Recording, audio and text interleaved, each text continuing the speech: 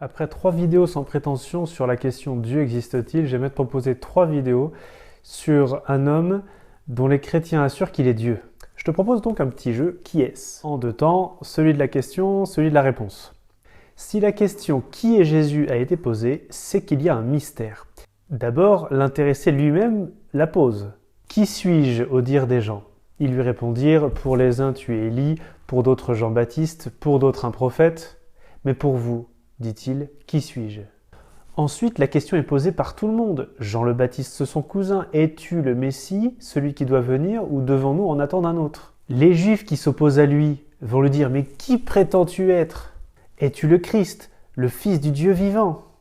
Et ses disciples, qui est-il celui-là que même la mer et le vent lui obéissent? Les réponses maintenant, elles sont multiples. La sienne d'abord.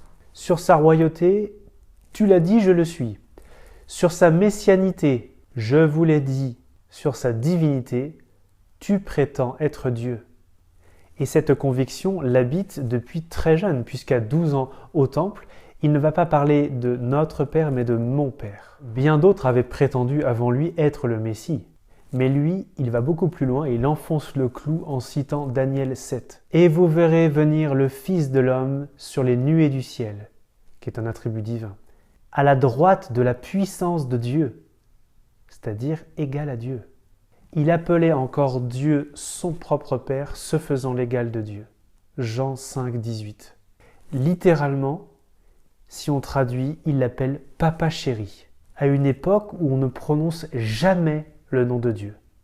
Et franchement, c'est ballot parce qu'il va se prétendre Dieu dans le seul département du globe où c'est puni de mort.